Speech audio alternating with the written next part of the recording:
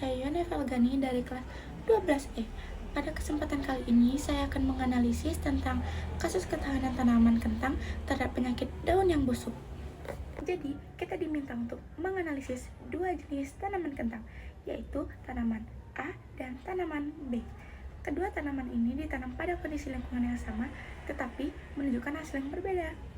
Tanaman A mampu bertahan terhadap penyakit busuk daun, sedangkan tanaman B sangat mudah terserang penyakit tersebut. Rumusan masalah. Yang pertama, mengapa perubahan kecil pada DNA dapat menyebabkan perbedaan sifat?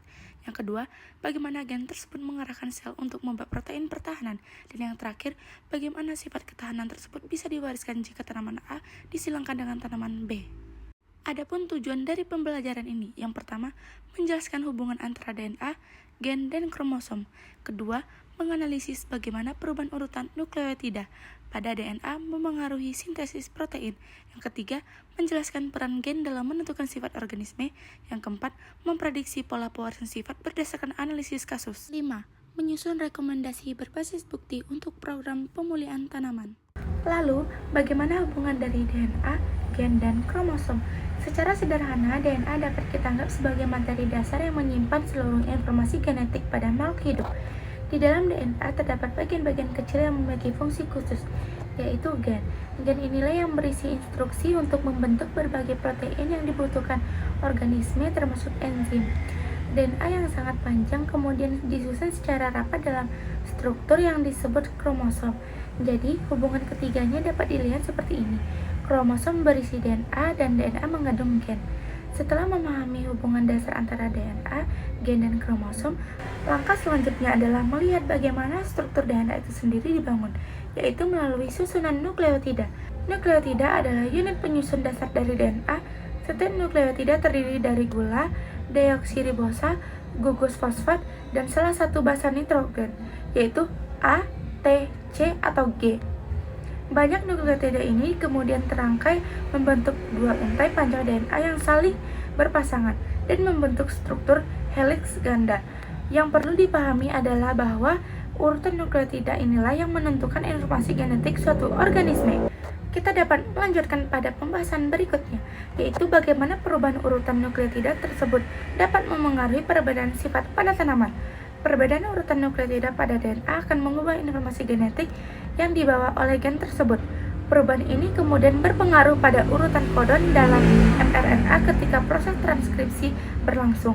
Karena setiap kodon tertentu mengkode satu jenis asam amino, maka perubahan satu atau beberapa nukleotida dapat menyebabkan perubahan susunan asam amino dalam protein yang dihasilkan. Perubahan susunan asam amino akan memengaruhi struktur 3 dimensi protein, mulai dari lipatan dasar hingga bentuk akhirnya. Struktur protein yang berbeda dapat membuat protein tersebut kehilangan fungsi, melemah, atau bahkan memiliki fungsi baru. Karena sebagian besar sifat organisme yang dikendalikan oleh protein, maka perubahan struktur protein akibat mutasi pada DNA dapat menghasilkan perbedaan sifat yang tampak secara fenotip. Di sini ada sintesis protein. Pertanyaannya, lalu bagaimana gen ini dapat memengaruhi pembentukan enzim X melalui proses transkripsi dan translasi? Gen merupakan bagian DNA yang menyimpan informasi untuk membuat suatu protein, termasuk enzim X. Pembentukan enzim X dimulai dengan proses transkripsi. Penyalin kode DNA menjadi mRNA di dalam inti sel. mRNA kemudian keluar menuju ribosom dan memasuki tahap translasi. Pada translasi, ribosom membaca kodon pada mRNA dan menyusun asam amino sesuai urutan yang dibawa mRNA. Rangkaian asam amino tersebut kemudian membentuk protein yang akan dilipat menjadi enzim X. Dengan demikian, urutan basa pada gen menentukan urutan asam amino dan akhirnya menentukan bentuk serta fungsi enzim X. Alur DNA, mRNA, protein, dan sifat. Alur DNA, mRNA, protein, sifat menggambarkan bagaimana informasi genetik yang tersimpan di dalam DNA akhirnya dapat memunculkan suatu sifat tertentu pada makhluk hidup. Prosesnya dimulai dari DNA yang menyimpan semua instruksi untuk membangun protein. Instruksi ini tidak dapat dibaca langsung oleh ribosom, sehingga sel harus menyalin informasi tersebut ke dalam bentuk yang bisa dipindahkan.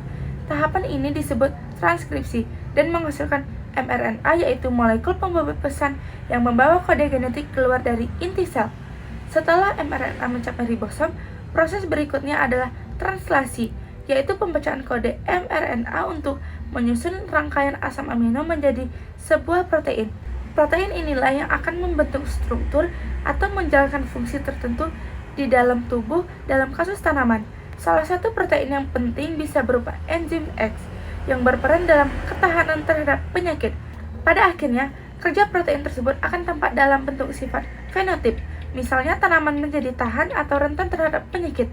Dengan kata lain, sifat suatu organisme merupakan hasil langsung bagaimana DNA mengatur pembuatan protein melalui proses transkripsi dan translasi. Lalu, mutasi perubahan urutan basa sendiri dapat memengaruhi bentuk atau fungsi enzim X. Kenapa? Mutasi adalah perubahan pada urutan basa DNA. Perubahan kecil ini dapat memberikan dampak besar karena DNA merupakan sumber informasi untuk pembentukan protein. Ketika mutasi terjadi pada gen yang mengkode enzim X, maka tahapan pembentukan protein ini ikut terpengaruh. Pertama, mutasi akan mengubah urutan basa pada DNA. Urutan yang berubah ini kemudian disalin menjadi mRNA pada proses transkripsi. Karena mRNA membawa kode yang sudah berada dari yang seharusnya, ribosom akan membaca instruksi yang salah pada saat translasi. Akibatnya, asam amino yang disusun tidak sesuai urutan normal. Perubahan urutan asam amino dapat mengganggu proses pelipatan protein. Padahal, struktur 3 dimensi protein sangat menentukan bagaimana enzim bekerja. Jika struktur enzim berubah, bagian aktif enzim juga bisa berubah bentuk, sehingga tidak dapat mengikat substrat dengan tepat. Kondisi ini dapat menyebabkan enzim X bekerja kurang efisien, kehilangan fungsi, atau bahkan tidak dapat berfungsi sama sekali. Jika sifat dominan disilangkan dengan sifat resesif, bagaimana rasio fenotip F1? Dalam pewarisan Mendel, ketika suatu individu dengan sifat dominan murni disilangkan dengan individu yang memiliki sifat resesif murni, seluruh keturunan F1 akan memiliki genotip A, karena alel dominan selalu menutupi ekspresi alel resesif. Seluruh keturunan F1 akan memperlihatkan fenotip dominan. Dengan demikian, rasio fenotip F1 adalah 100% dominan sampai 0% resesif. Bagaimana rasio fenotip pada generasi F2? Jika F1 semuanya heterozigot AA, disilangkan sesama mereka AA kali AA. Terbentuknya 3 kemungkinan genotip. Dalam pola dominan resesif, sama-sama menampilkan fenotip dominan, sedangkan AA menampilkan fenotip resesif. Rasio fenotip F2 yang muncul adalah 3 dominan 1 resesif. Apakah sifat ketahanan ini mengikuti pola dominan resesif sederhana?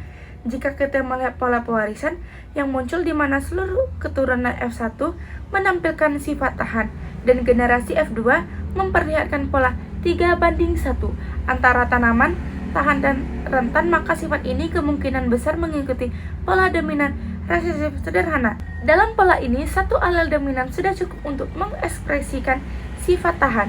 Alat resesif hanya muncul sebagai fenotip ketika hadir dalam keadaan ganda, yaitu pada individu homozigot resesif. Namun, penting dipahami bahwa pewarisan sifat tidak selalu sederhana. Ada beberapa pola lain yang mungkin terjadi dalam bidang biologi. Misalnya, dominansi tidak penuh, yaitu keadaan ketika individu heterozigot menampilkan fenotip yang merupakan campuran dari 2 alel induknya. Kemudian ada kodominansi, di mana kedua alel diekspresikan secara bersamaan tanpa ada yang menutupi yang lain.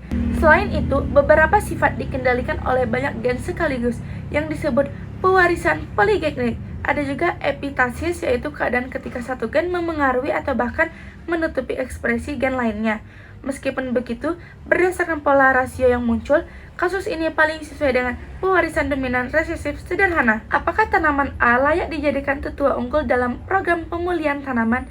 Dan di sini saya akan menjelaskan berdasarkan analisis DNA, gen, protein, dan sifat. Tanaman A sangat layak dijadikan tetua unggul dalam program pemulihan karena memiliki gen yang mampu menghasilkan sifat ketahanan terhadap penyakit secara biologis. Tanaman A membawa alel yang mengandung instruksi DNA untuk membentuk protein atau enzim tertentu yang berperan dalam sistem pertahanan tanaman ketika gen tersebut diekspresikan. Protein yang dihasilkan berfungsi melindungi tanaman dari serangan patogen. Dari sudut pandang pewarisan sifat, alel ketahanan yang dimiliki tanaman A bersifat dominan. Artinya, jika tanaman A dikawinkan dengan tanaman lain, peluang keturunannya mewariskan sifat tahan penyakit menjadi lebih tinggi. Dengan demikian, menggunakan tanaman A sebagai tetua unggul sangat menguntungkan, karena gen ketahanan yang dimilikinya dapat diteruskan secara efektif ke generasi berikutnya. Hal ini membuat proses pemulihan lebih efisien dan hasilnya lebih konsisten. Ada beberapa alasan ilmiah mengapa tanaman A direkomendasikan sebagai tetua unggul. Pertama, tanaman A memiliki alel dominan yang menghasilkan sifat tahan penyakit. Alel dominan cenderung lebih mudah diekspresikan pada keturunan sehingga lebih banyak individu yang menampilkan fenotip unggul. Ini menjadikan tanaman A sebagai sumber genetik yang stabil untuk menghasilkan generasi yang lebih kuat. Kedua, tanaman A sudah terbukti mampu memproduksi protein pertahanan yang berfungsi dengan baik. Hal ini menunjukkan bahwa gen yang mengatur ketahanan tidak hanya ada, tetapi juga aktif dan bekerja secara optimal. Keberhasilan protein pertahanan ini menjadikan tanaman A kandidat yang sangat baik untuk dijadikan induk dalam program pemulihan, karena sifat ketahanannya memiliki dasar molekuler yang jelas dan dapat diandalkan. Setelah menjelaskan materi dasar yang berkaitan dengan perubahan DNA, peran gen dalam pembentukan protein, serta pewarisan sifat pada persilangan tanaman, barulah saya menjawab pertanyaan-pertanyaan yang telah dirumuskan. Mengapa perubahan kecil pada DNA bisa menyebabkan perubahan sifat? Jawabannya, perubahan sifat terjadi karena urutan asam amino dalam protein berubah, yang memengaruhi bentuk dan fungsinya. Perubahan kecil atau mutasi pada urutan DNA dapat mengubah instruksi genetik untuk membuat protein tertentu. Gen adalah bagian spesifik DNA yang berisi instruksi tersebut, karena urutan nukleotida dalam gen menentukan urutan asam amino dalam protein. Perubahan ini dapat menghasilkan protein yang berbeda atau tidak berfungsi, yang pada akhirnya mengubah sifat organisme. Yang kedua, bagaimana gen bisa mengarahkan sel untuk membuat protein pertahanan? Jawabannya, melalui proses transkripsi dan translasi. Gen mengarahkan sel untuk mensintesis protein. Transkripsi informasi genetik dalam DNA, gen disalin menjadi molekul RNA atau yang biasa disebut mRNA di dalam nukleus. Translasi mRNA bergerak ke ribosom di sitoplasma, di mana urutan kodon pada mRNA dibaca dan digunakan untuk merakit rantai asam amino spesifik membentuk protein pertahanan yang diperlukan. Dan yang terakhir, bagaimana sifat ketahanan tersebut bisa diwariskan jika tanaman A disilangkan dengan tanaman B? Sifat ketahanan diwariskan melalui materi genetik kromosom dan gen dari induk kepada keturunannya. Setiap tanaman mewariskan salinan gen dari kedua induknya. Tanaman A dan tanaman B melalui proses reproduksi. Gen-gen ini yang terletak pada kromosom berfungsi sebagai pembawa informasi genetik yang menentukan sifat ketahanan tersebut. Kombinasi genetik unik dari kedua induk inilah yang menentukan apakah keturunannya akan memiliki sifat ketahanan yang diinginkan sesuai dengan hukum pewarisan sifat.